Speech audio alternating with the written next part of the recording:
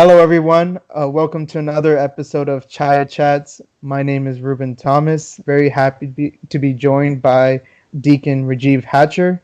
He is currently serving as a reader as part of the St. Gregorio's Orthodox Mission Church in Spokane, Washington. Shamash, and thanks for joining us today.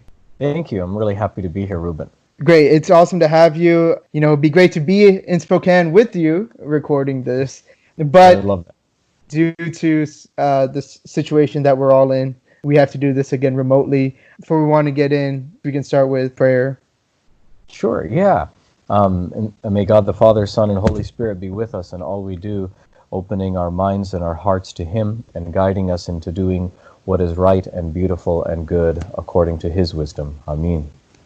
So the topic that I wanted to talk about today was about relationships, and this is part of a larger, dating and relationship series. But specifically today with you, kind of wanted to go over interfaith relationships, interdenominational relationships, and the best way to navigate through them. I think we all know that a lot of our students in college, and maybe even in high school, a lot of them are in relationships, are dating people outside of the Orthodox Church. Some people are dating others outside of the Christian faith. I mean, this is a thing that many of us do, or we know many people who do it, but it's not something that's really addressed. So I kind of wanted to just pick your brain a little bit and sort of just ask, like, off the top, what are some of those struggles that stand out to you from people who are in those interfaith relationships? And even in your own experience, what you've dealt with. Well, it's such a big, important question. We're really talking about life together, and that's why we're here on Earth. Where it's all about life and our choices that we make that affect every relationship, and this is the core of our existence is a relationship with God, and so. When we talk about relationship with other people, there's always this comparison of the original relationship, which is God with His creation. So it's such a huge topic that is affected by so many things inside and outside of our own cultures, inside our own faith and outside, and the nuances. And people make a lot of big decisions, sometimes in a hurry, because of the incredible desires that we were actually made to have, but we're also made to choose wisely and control these desires.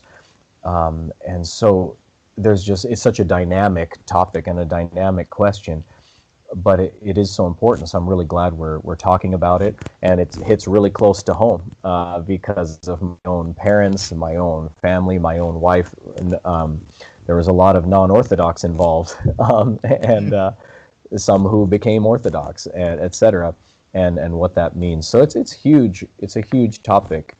Being in college, there's already a lot of struggles going on, right? And then you add on a relationship itself is already going to take a lot of work. And I think sometimes when you bring in someone who's outside of the faith, outside of the culture even, right, I think that even adds a little bit more difficulty onto it. Right. So, I mean, there are a lot of questions that I've heard. I'm sure you've heard about it too. People who are in those relationships. And I think, just a general question that I've heard is like, is it wrong to be in those types of relationships? Right. Is it wrong to be in a relationship with someone who's not Orthodox or who's not Christian? In terms of having, friends who are not Orthodox, of course, God calls us to even love our enemies. So it's not wrong to meet very different people and be friends with them. On the first level basis, we know what sins are. If you're committing sins in those relationships, those sins are wrong. But in terms of considering a relationship with someone who's not Orthodox, that's not the sin. But where do we go from here is the real question we have. Right. And I guess that leads into my next question. Let's focus on outside of Christianity first. Is it our obligation to try to convert that person to the Orthodox Church? So our job as Orthodox Christians is to keep the faith that was once and for all delivered to the saints, right? Jude 3. So it's like a light.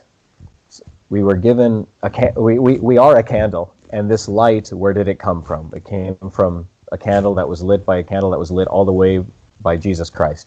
So that's our first job, is to literally be light, because of the Father, the Son, and the Holy Spirit who dwell in us, to share that light with others. Now, is it our job to convert people? Well, then we think of, well, God doesn't force anyone to convert, right? He doesn't force anyone, he invites. It's an invitation to his kingdom. It's an invitation to his way of life. Take it or leave it, right? Thank God, because love is not love unless it's chosen. And so we cannot force people. And now, is it our job to convert? No, it's not our job. But our job is to witness to the light, and opportunities arise, right? We wouldn't even be Christians if God had not reached out from Judaism, from a specific people, to reach out to what we call Gentiles, right? And because he reached out, even God marries the foreigner, right? And you look at the stories of, from the beginning, it was like, okay, keep to your own, right? From like Abraham onward, it was kind of like they still married within their relatives, and then this continued. And then you look at Rahab, with Joshua and the Battle of Jericho, etc., and they save Rahab, who's not a Jew, right? And then read that story if you don't know. It's beautiful. And also Ruth, who is not a Jew but marries a Jew, and then she says, I choose this, even though my Jewish husband is dead. I choose his God, and I choose these things. And those two women become the great grandmothers of King David, and inevitably of Jesus Christ himself. So there's a reaching out, right? That's amazing. And in Christianity, all the more so there's a reaching out. So I wouldn't say it's a duty that we have to convert people, but I will say this: it's way better to try to expose someone to the faith as a friend than as a romantic interest. If you try to convert someone with your romantic love and how attractive you are, there are problems. Like I've known a lot of my friends in the past, and I had one very short-lived relationship with someone who wasn't Orthodox, and realized I cannot help her while trying to convert her. I cannot help her to love and lead the spiritual life and know something about it as a romantic interest. I'm like, I can help her as a friend. And so I distanced myself from that relationship so that I could serve in purity the purpose that I felt she needed more. She didn't need a boyfriend. She needed some other things that I could not offer her. I believed I could not offer her as a boyfriend. And I also felt like certain foundational things weren't set. So again, there's opportunity, but it's not our job and duty to go and convert people, especially by saying, hey, I'll marry you to convert you, right? Because again, love is not love unless it's chosen.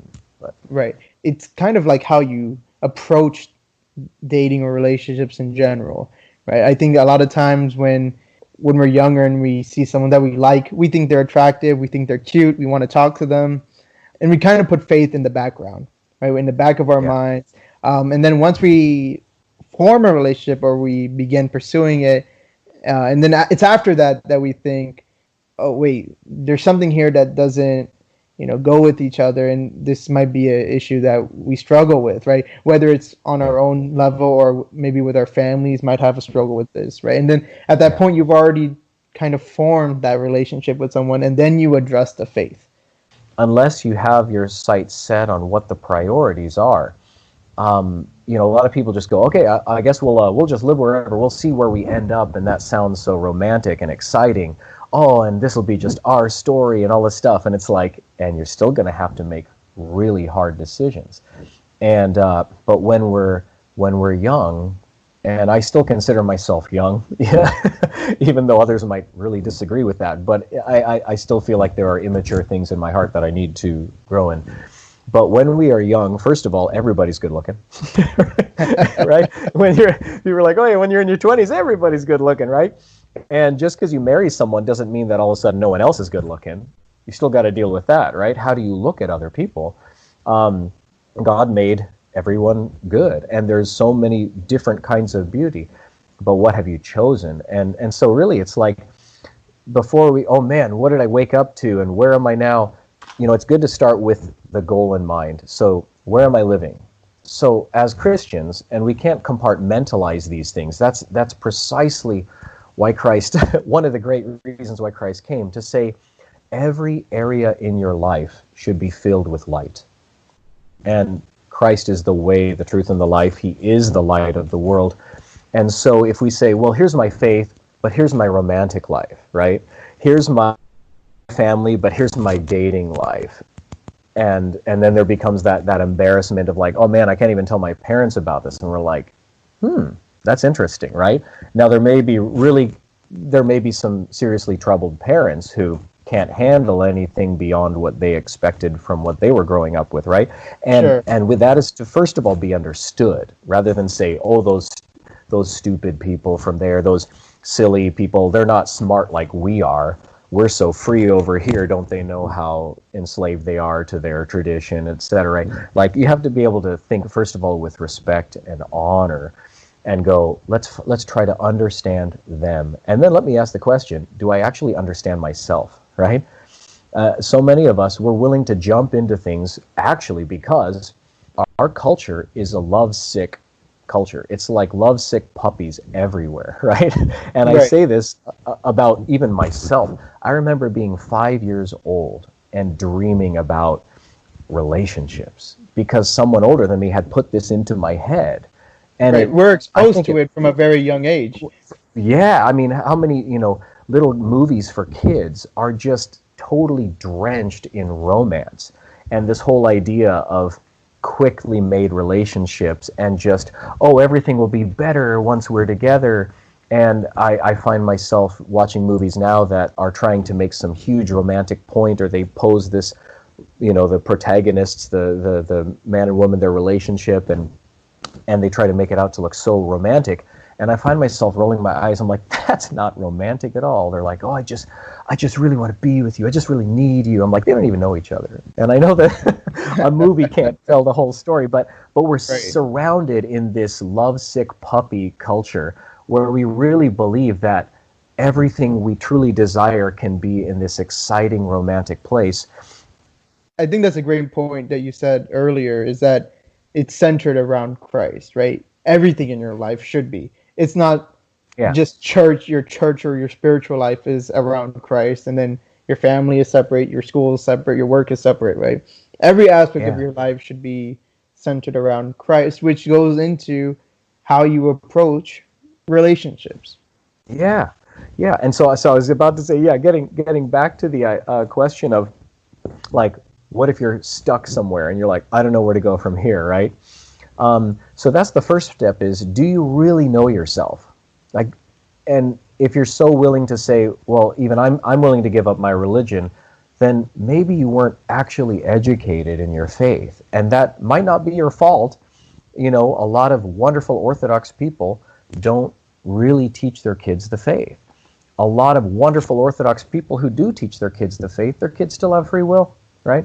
They can still choose, and they're still tempted by other things that feel like greater freedom, that feel like they're more fair or just in this world, and it's more of a system of like, well, everybody can be right, and doesn't that sound so fair?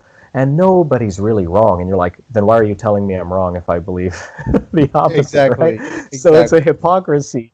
Do we really know ourselves? We all have hypocrisy in our hearts. We all have these things that need light to shine upon so we can go, oh man, I need to change something. So if you're already in these relationships and you feel essentially stuck, like, I can't fix my family's ideas of what's going on, if they even know, right? Or I can't fix this person, I can't change this person. Well, first of all, you just spoke reality, right? You cannot force other people to believe what you believe. You cannot force them to change. And so, what is easier? To literally say, you better hold my hand tight the whole way, and you better never let go, and stuff like that, and I won't ever let you let go. It's like, well, then you don't understand love, right? And but which is really easier? The one who just literally reaches out for your hand and says, I trust you and I trust God. And the other says, yes, I trust you and I trust God too. And that kind of hand holding is going to be a very different walk than dragging someone, right? Whether you're trying to drag your family down the aisle with you while you drag this to-be spouse, right? Right. So it's a very difficult decision. But if you're stuck in this situation right now, first of all, if you're not actually married to them, you have no vows with them that are actually a promise. You're not actually bound to them. You haven't made that promise. So if you feel stuck, the good news is you can still get out of that situation. If you're not ready to make that commitment, there's some things that you can do, which is great news. You can get educated by priests that you trust. A lot of people want to seek out information then. They want to understand the faith even more because now there's someone else involved, right? So it's almost like I've seen it both ways. People try to figure out each of their respective religions to figure out what the difference is. Yeah. I've seen people try to figure out the religions to see what the similarities are and see if they can find a bridge between the two, which makes it easier for them.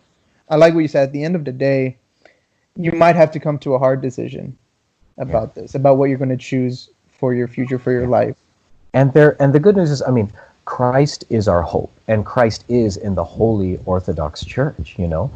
And so there is hope for your relationship. But again, these things can't be forced. And I also want to point out that, I mean, there are a lot of wonderful, happy endings, right? But there's also a lot of challenges and marriages that break up and children who suffer. And so when we talk about marriage, and there's other podcasts, God willing, on marriage and dating and stuff to come, because it's so important for us to understand who we are and what this really means to us. So how does God feel about marriage, right? Do we really know why we want to be married? You know, and do we really know why that other person really wants to be married, or why they want to be married to me, whatever it is, to whoever is contemplating? And what about the children? You know, it's like, what about the children? And that's when it really gets big. That's when you get a lot of questions. Yeah, and we can't know everything about the future, but we can do our best to understand now. And if you keep your prayer life constant and you pray every day, God, guide my decisions. He is faithful. He's more faithful than any of us, and he will guide you. Do you believe? Right? Amen. And look at our Indian Orthodox Church. A lot of times when people are brought to the church, and they're not Orthodox, but they're willing to come, right? How does our church respond? Does it educate them? Does it have a class for them? Does it say, oh, we'd like you to know the differences and why we must chrismate you or why we must baptize you first? Do you know the differences? Do you know the way of life? Do you know why you can't go back once you join? I mean, it's not as enforced, but we're saying, do we actually do anything? I mean, we make our priests go through years of training. And people will still say, even after the years of training, they might be like, well, that priest is no good, right? That deacon, that reader, Rajiv Hatcher, he's no good. And yeah, they're just right, okay? They're right about me, or, you know, at least about me. And so even with a ton of training for our priests, are we training our people to get married? Right. You know? Are we training our people for the celibate life? Are we just kind of going, oh, well, we expect, you know, that one day they'll have grandchildren for me because I have needs, right? Or, I mean, we'd all love grandchildren, that's the dream. But do we really want what's best for them in God's eyes? And that's a question to ask yourself in this relationship. Do you really want what's best for yourself and this person that you're contemplating marrying in God's eyes? What does God really feel about your relationship? Are you hiding it because you're doing immoral things? Are you hiding it because your faith is so easily mixed with other people's faith? Right. And if it doesn't matter, then what's the whole point? You know? Exactly. I think you're calling them to think about God at an earlier stage than they normally would, right? A lot of times, like I said, in high school and in college, we're not used to thinking about our actions in relation to God, right? And I think this is an opportunity where we can start doing that. It makes us think about it more at a younger age, which is good for us. It's necessary for us. Yeah. And that's what something you said reminded me. It's so important that we know what actually Orthodox Christian marriage is, about its sacramental nature. And of course, we're going to have those podcasts about it and stuff too, God willing. But also that marriage to us is permanent. And that, and you said something about a calling. That's exactly what we say marriage is. It's a calling. It's a calling. The same way that becoming a priest is a calling, the same way that becoming a monk or a nun is a calling. It's like saying, I have called you to be this in this situation. So if you're called to marriage, if God is calling you to marriage, he is saying, I want you and your spouse to be priest and priestess of your holy family, which is a mini church.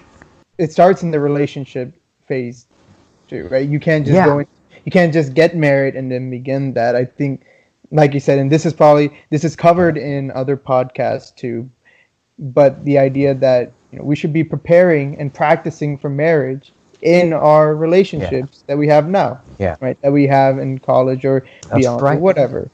Yeah. And so I even tell our youngest people who might be watching this, the best way that you can actually prepare for marriage is not dating. The best way you can prepare is by developing friendships, right? And to really learn how to be honest, how not to gossip, how not to care more about yourself, how to actually learn to listen to another person, how to want what's best for them. If you can pray with your friends, you'll pray with your spouse one day. Mm-hmm. If praying would be awkward for you, something will always be missing unless you make that literal leap of faith together. Change takes time. Change is hard. We're not talking about Hollywood's version of what they're promoting change as. We're talking about the change to become holy. It's a very specific kind of change, but also mysterious. And aside from what the church gave me, I feel like really watching my parents' wonderful marriage helped me, because of that's a great marriage. But I was happy. If there was someone I was actually interested in, I knew that I wanted them to understand me forever. If we were going to be married, I'd want them to understand me. And I knew that they would never understand me unless they understood my God and his church. And I knew that they could never truly understand my God and his church unless they belonged to it. And so I felt like there would always be this distance between me and my wife if we did not share the same view about truth. Right. And I think just to change gears here. And we're running out of time here, but right. So we've talked about being in a relationship with people outside of the faith, outside of the Orthodox Church. And I think culturally for us as Malayali Christians, right, Orthodox Christians, I think we have the tendency to stick within our culture. The majority of us do, right? But I think when our family gets involved, our families have a tendency to prioritize culture over faith. And we see a lot of relationships between different denominations in Christianity, especially in the Malayali community, relationships between Orthodox and Marthoma, and Catholic and Pentecostal denominations, right? And I think that's a huge part of our culture. And I'm not saying that it's bad, right? I think any one of us, myself included, if one of our family members didn't switch over from a church or marry into a different faith, we wouldn't be here. I wouldn't be here right now. So I'm not saying it's bad, right? We are thankful for all good blessings, right? Right. And, the culture, the Malayali culture is such a big part of our family life. It is important to our parents especially. Yeah. Right. And I just want to say, I think the one issue that we might see is that when it comes time to pursue a relationship or to turn a relationship into a marriage, a lot of times we hear, and especially maybe more so from the parents, that what's the difference, right? Between Catholic and Marthoma, between Orthodox and Marthoma, anybody can switch from one church to the other. What's the difference? I would say, if anyone says, what's the difference? Then they just simply are admitting that they don't know. Now, that isn't to insult them, but let's be humble. There's lots of things I don't know, right? Now, there's lots of things that every human doesn't know. All right. So the first step we have to, when we really want the answer? Like when we ask a question, do we want the answer? But I know when people don't want the answer. Right. And so you have to ask, okay, there is a difference. It might be difficult for you. Do you want the answer? Now remember, this situation of like for example, the truth kind of situation. Okay, you just have to go to the husband's church. Whatever marriage happens, you go to the husband's church, right? This is not a Christian tradition. This is not an Orthodox tradition, for sure. This is a situation in India. It's a standstill, kind of keep the peace sort of thing that developed because of the brokenness in the church. Any group that's not Orthodox or Catholic came from the Protestant Reformation, or their teachers came to, or their teachings came to people in Orthodox groups, and then they said, okay, now we're this. But those all originate in one place in Europe with the Protestant Reformation. And so, but what I'm really talking about is the brokenness in India, right? And that we're still trying to keep this situation and say, oh, well, we don't want to offend anybody. Well, good luck not even offending yourself in this life, right? We hate some of the thoughts that we have, right? So if you live your whole life trying not to offend someone, think of it this way. My duty as a Christian is to speak the truth. People can do with it what they like, and I still have to love them if they disagree with me. But just because I love them doesn't mean I have to agree with them. Sure. Now, people are going to make their choices, and it's our job to be patient with them and give them a real reason to look at our way of life. And we'd have to have another podcast on this, and I'm more than willing to help, to actually understand what it is that we call the Orthodox Catholic faith that was from the beginning. What does it mean? Because if it's so easy as saying, well, all religions lead to God, we're like, well, yeah, but we're talking about what the result is when they meet God. Are they going to be totally shocked and say, oh, you wanted me to do that with my life? Well, since I've been doing this with my life so long, I really don't feel like changing now, right? And so we don't want to set up ourselves for failure. And so it really comes down to, do you know yourself? And do you know what was handed down from Christ through his apostles, through his holy church? And do you know the history of the Marthomas? Do you know the history of the Pentecostals? Do you know the history of the Baptists, of the Jesuit missions in India? Do you really know the history? Or are you going, that's too much work? Well, if that's too much work, are you going to marry someone? That's a lot of work. That's a lot of work, right? You'll be in for a big surprise. Yeah, that's right. That's right. Right. I think, and this goes back to what you said earlier, especially, I think even more so when there's a relationship within the same culture. I think it's important for both sides to research and to learn as much as they can. And I like that you mentioned about the quote unquote tradition of people leaving the church just because of marriage. From my own experience, there's many women in my church who have left the church because they married into the Catholic Church, they married into the Marthoma Church, right? Yeah. And it's very sad to see them go. There's and at the same time, totally blessed by those who have come to Orthodoxy through marriage too, and some of them are fantastic. I'm not saying some are bad. I'm just saying I'm thinking of some in particular who are just fantastic. And they're members. Great. The people who come in through marriage, they're great. I think you touched on it a little bit. There is a double standard here within our culture, whereas like the women are expected to leave, right? The parents sort of propagate that understanding of the guy is Martha, when the guy is Catholic, that's okay. You can go, that's okay. You'll go join their church, but then when it's the guy's time, right? The guy is expected to stay. And then whoever they marry come in. And I think a lot of times girls might not feel the opportunity to even stand up and say, wait a second, I want to stay in this church, right? That's very super rare. Difficult. Yeah. And it doesn't have to be this way. Many decisions that Christians make have nothing to do with the faith, but rather of the peer pressures they feel. Like the family pressures that Father Matthew Alexander talked about in the first Chaiyya chats. The peer pressures of society. But I want to, probably we should wrap up here, but to talk about culture for 1 second. Okay, so I am half Malayali, right? But I wasn't raised in Kerala. But some things about me, if I just hear Malayalis from 3 blocks away, I'm like, those are my people, right? I'm Right. like, I can relate to them so much, and they can relate to me, and I'm not even fluent in Malayalam. I also know that some things about me are very Irish. Some things about me are very Spokane, Washington, and American, right? And some things about me, perhaps someone would say, well, that's just very Orthodox. But what I'm really talking about is a whole bunch of cultures that are still reconciled in me. Like, I know that I'm American and Indian and some Irish and Orthodox. But the culture that I'm the most interested in, the one that I want to affect me the most, is the culture of the kingdom of God. And that is the culture that is first place.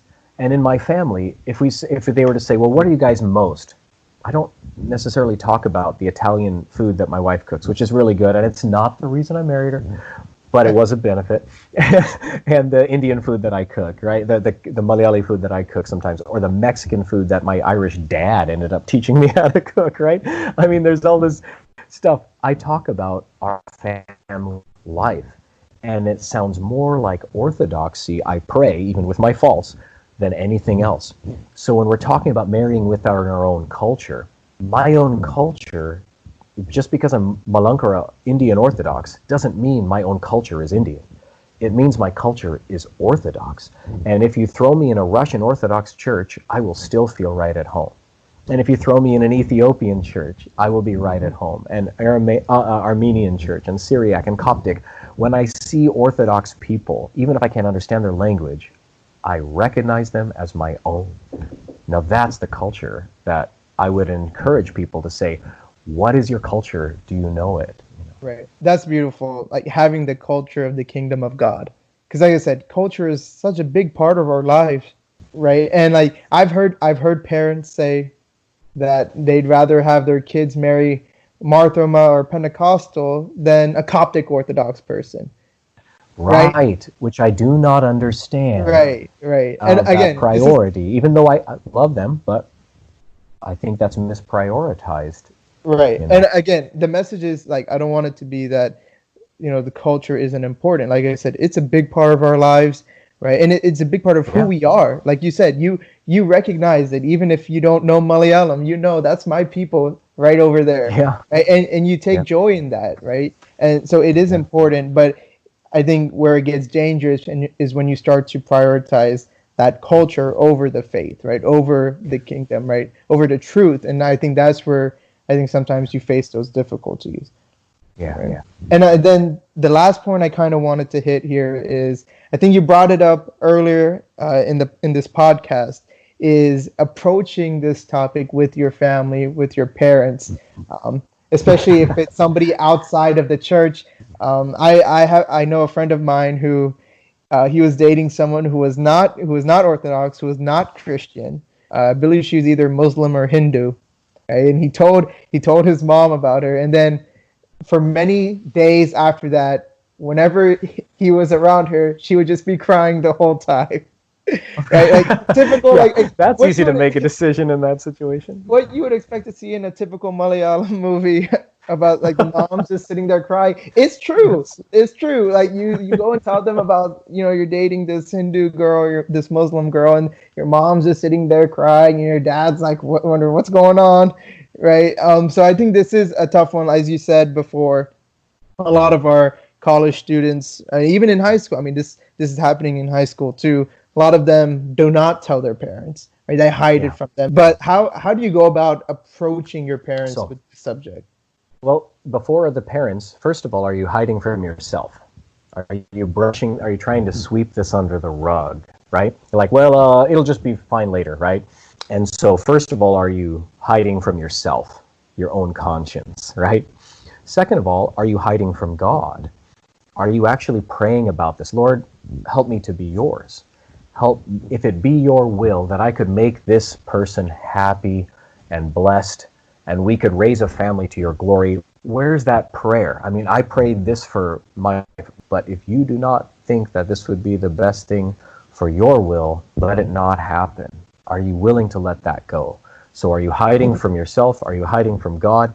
Are you hiding from your person that you're intending to marry? Are you hiding your intentions? That you just one day think, I will convert them. They'll figure it out. Or later, Or you're like, well, I guess we'll just figure out what happens. Well, there are some things that you can't figure out now. But set yourself up with success and make a plan now. And then, are you hiding from your priest? Your spiritual father was given to you, designed by the Holy Spirit, revealed in the church to help you make these decisions. So are you hiding, right, from all these? And then, are you hiding from your parents? You know, if you are hiding from your parents, there are some legitimate reasons why. Some families can't handle this conversation, right? They weren't trained about how to handle it. They're not used to seeing people convert by choice other than marriage, right? In many of our churches. Now, we've got more and more coming, right? And it's not just Spokane, but there's other now mission churches around in our diocese, and God knows a lot of the other Orthodox churches, the Greeks, the Coptics, the Russians, Antiochians, have brought in converts for a long time now. And we typically haven't for a while, and we're getting on our feet now. So there are good reasons why sometimes you might feel really afraid to tell, but get rid of all the bad reasons. Get rid of the bad reasons first, and then see if there's any really good reason to hide this information. I would usually doubt that it simply would always need to be hid. I mean, I can imagine a few, dramas where there's, like some family who has a hit list or something, or a mafia connection. Okay, maybe, West Side Story. I don't know. But I would encourage everyone to think of those. Am I hiding from myself? Am I hiding from God? Am I hiding from this person who I am dating, right? Dishonestly or honestly intending for marriage? And then am I hiding from my priest? Am I hiding my spiritual father? And then am I hiding from my family? And get to know your heart through this process. And talk is what my dad told me to do with my wife when we were engaged. And before we were engaged, we still talked about marriage and said, we're talking about getting engaged, And there are always fears because they worry for us. And Malayalis, we're generally anxious people, right? We get nervous about everything. We find things to worry about. But remember, Christ said, do not be anxious, right? So pray. I'm glad you brought up the point of having a spiritual father that you can talk to. I think a lot of times maybe our young people will feel a little bit more comfortable talking to their spiritual father about this. Please reach out to them. Dealing with your family is very tough in these types of situations, true, right? So as long as you said, having that communication between yourselves, right, between you and God, between you and your spiritual father, and then hopefully between you and your family, right? It only helps things get better. Yeah, So I think that's a good place to end it. Awesome. We may have gone a little long over time, but that's okay. It's an important topic, right? And this is part of a bigger series that we're trying to, God willing, publish. So I think this is very important for a lot of us, right? If we ourselves did not go through, we at least know someone close to us who is in an interfaith relationship or an interdenominational relationship. Yeah. So I'm very thankful for you for taking this time to speak with us today. Well, thank you so much for all your work and leadership on this. Thank God. And thank you for everyone listening. I highly encourage anyone, if you're ever in the state of Washington, please check out the St. Gregorius Orthodox Church in Spokane. It is a wonderful parish. I hope you all continue to stay safe, and please stay tuned for the next episode of Chaiyya Chats. Thank you. God bless you all. Pray for me.